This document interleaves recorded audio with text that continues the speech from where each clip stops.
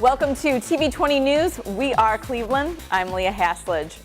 A school in the Larchmere neighborhood for medically fragile kids is getting a new home, and we sent TV20 reporter Dan Monroe to cover the groundbreaking of the new Sunbeam School. The trucks are already out and working on this warm summer morning as people gathered outside the current home of the Sunbeam School, waiting for the ceremony to mark the official groundbreaking of the new school. Principal Katrinka Dean told me what makes Sunbeam School and its students so special.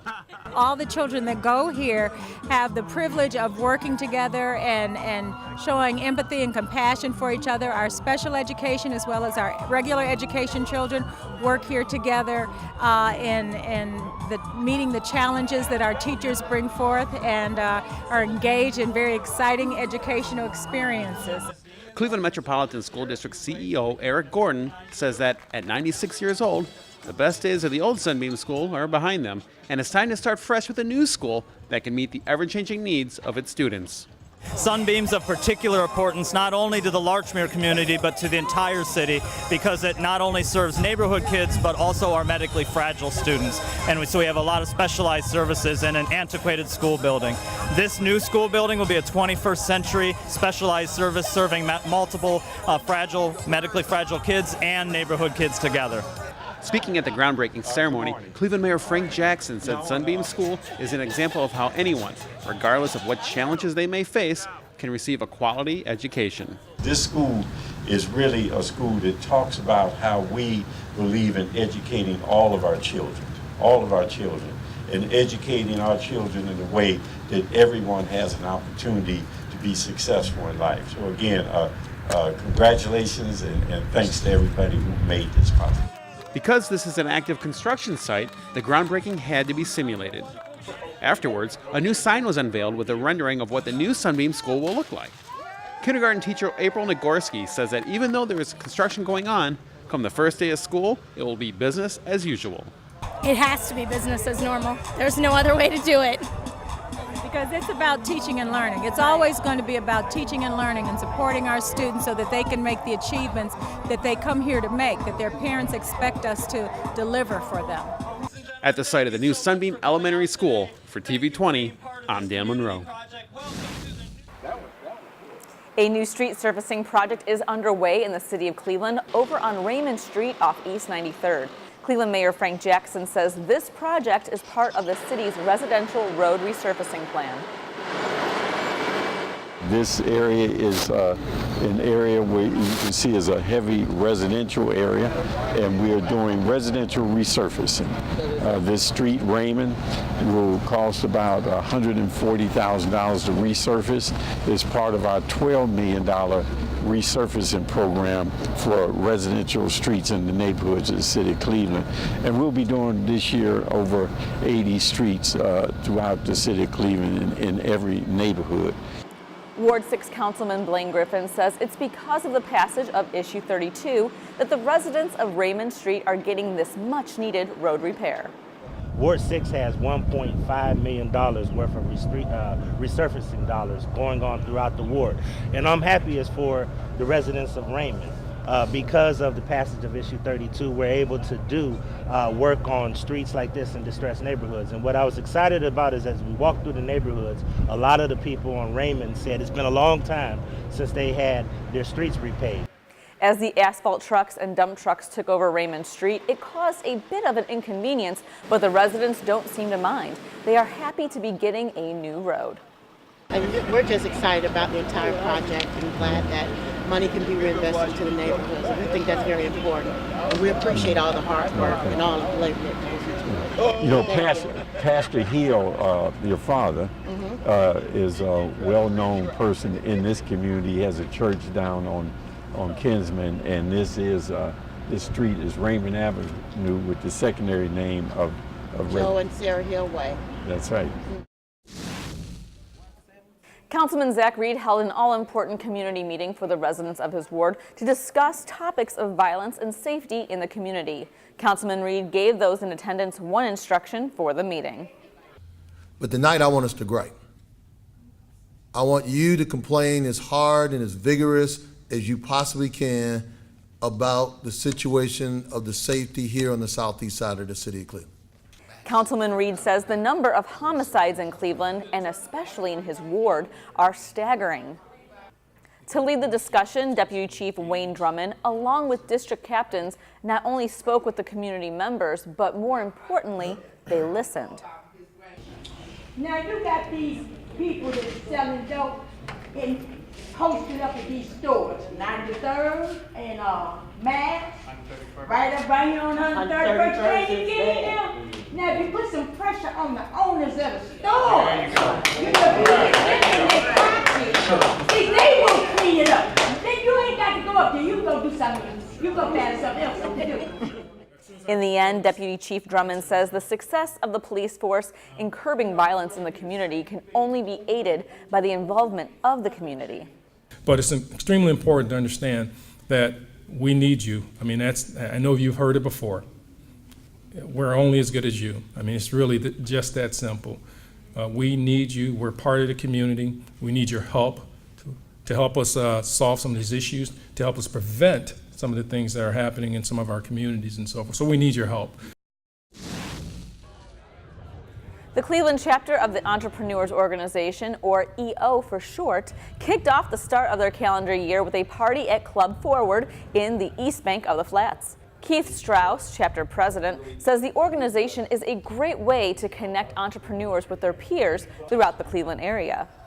It's a global organization. It's about 30 years old, looking to grow to about 20,000 members worldwide. We've got about 160 members in Cleveland. It's a peer group. It's an opportunity to learn. It's a place to go where entrepreneurs don't really get a lot of help from necessarily the government or maybe even their peers, the people they grew up with. So we have small groups that we get together and strategize things, and then there's big learning opportunities like today. Carmen Fiorelli is the learning chair for the EO Cleveland, and he says the theme of this get-together and the theme of EO Cleveland's year going forward is about being a superhero that you are. The theme is kind of a superhero theme, but it's called Rise to the Challenge.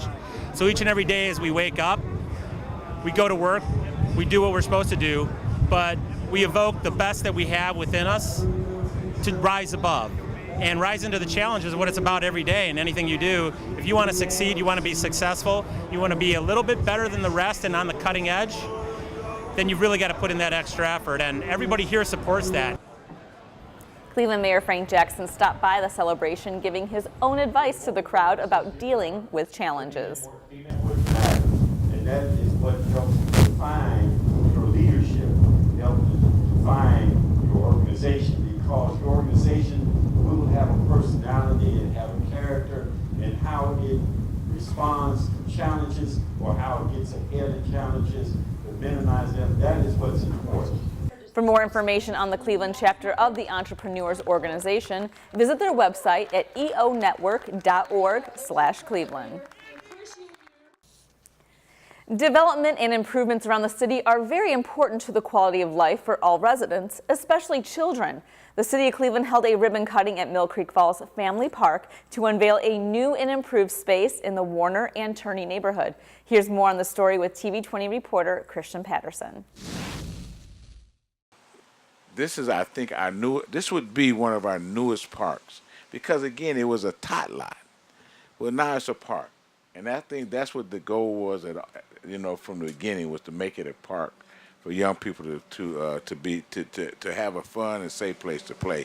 The fence was put up to keep the kids in, not to let them run across the street. So again, we appreciate it. This is a neighborhood park, and people use the park, particularly the kids, and we want to invest in this neighborhood park and really bring it up to what we believe would be a good standard for the neighborhood.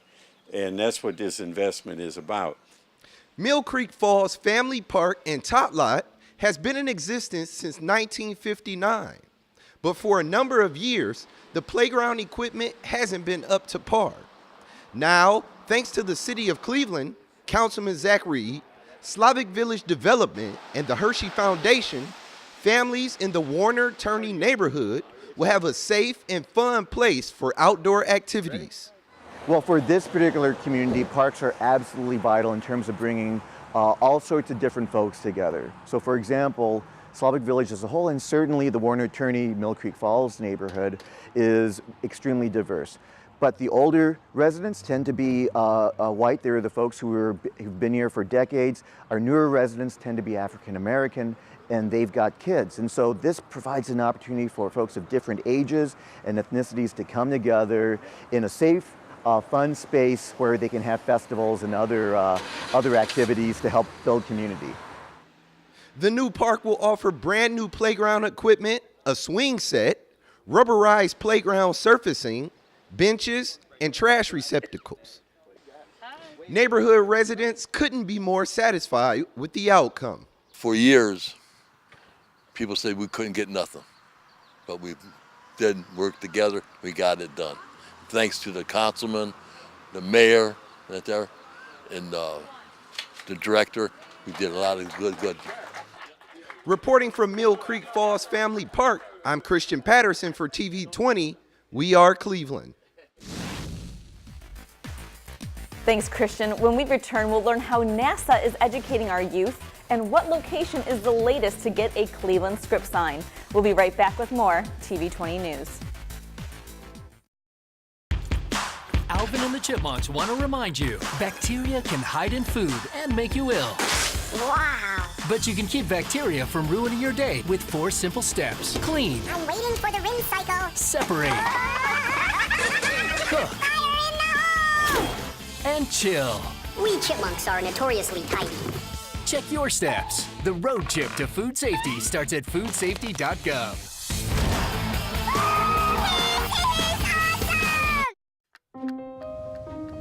You make me wear my bike helmet. Taught me never to run with scissors. You tell me to stay away from drugs. To always buckle my seatbelt. And to follow the swimming rules. You're always looking out for me and trying to keep me safe. So why do you keep a loaded gun in your drawer? Here in the garage. Closet. Shoebox under the bed. Where anyone can get to it. How safe is that? How safe is that? How safe is that? You asked them to follow some safety rules. Now they're asking you. In fact, they're counting on you. Never let your gun get into the wrong hands. If you own a firearm and are not using it, please be responsible and be sure that it's stored in a safe place. Remember, always lock it up. For more information on firearm storage safety, visit ncpc.org. Welcome back to TV20 News. It's that time of the summer where Central Kinsman and Garden Valley neighborhoods unite for their annual Ward 5 Community Family Parade and Festival. Every summer since 2006, families have been celebrating their community, and this year was no different. The theme at this year's family event was Ward 5 United, working together as one.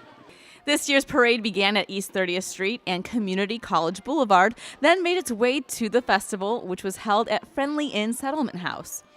The entertainment included dancing, music performances, poetry readings, and for the kids there was face painting, bracelet making, plus an inflatable playground for all the children to enjoy. Organizers say each year the festival is a conduit for positive change, creative ideas, plus it's fun for the neighborhood. Well, how you doing, Council Lady? I'm great, Mayor. I'm great. And to be interviewed by you, is this a future career aspiration? I don't know. I don't think so. But why don't you tell us about your parade? Well, this is our 11th annual parade and our 12th festival today, and we're here in front of Tri-C. We got all of our community partners and friends, Friendly Inn, Burtonville, Carr, of course the mayor's here with us, lots of elected officials and candidates. Every organization you can think of is central and throughout the greater community. Great shout out to CMHA Police, who are always here to help us, and Cleveland Police to help us make it through and navigate through the neighborhood. The event also featured free food, health screenings, plus merchant and food vendors. The North Collinwood neighborhood was surely rockin' at the annual Arts Festival. Hundreds came out to enjoy the more than 40 local bands who played some great music at the 15th annual Waterloo Arts Festival. At the festival, there were local handmade art vendors, some of the Clee's best food trucks, plus activities for everyone to enjoy. The Arts Fest was held along Waterloo Road between East 161st Street and Calcutta Avenue.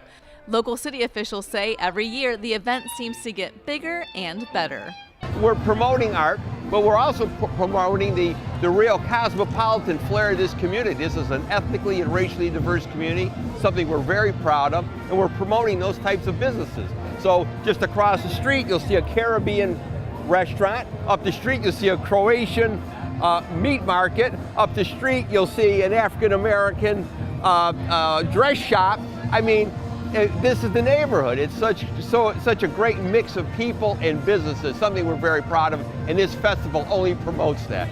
This community event is produced by Waterloo Arts, a nonprofit art center whose mission is to enrich the neighborhood culturally and economically.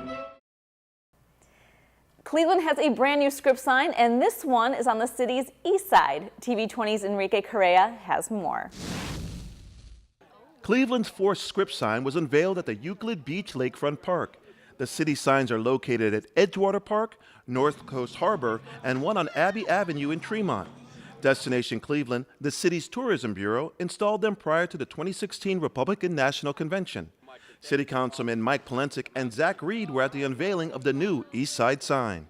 And I'm so proud, and it's already been a destination place for people to come over, get their pictures, their grandkids, their family members, so I'm so proud. Those of us who grew up in Cleveland are very proud of this town, and we have so much to offer, and this only reinforces how we feel about our city, especially in this neighborhood, so I'm so proud of all the people who turned out today for this event. I'm very happy.